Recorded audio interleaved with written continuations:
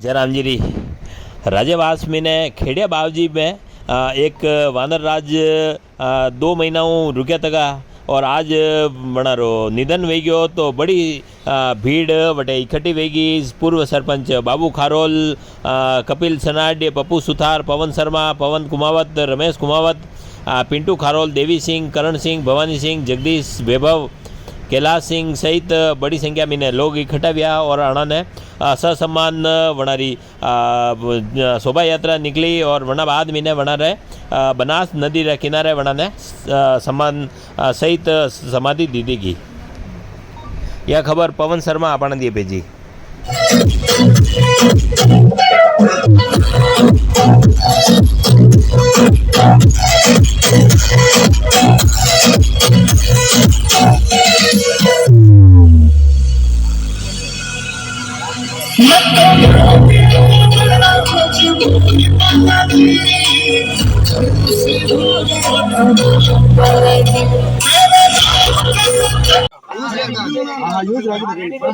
बेटा है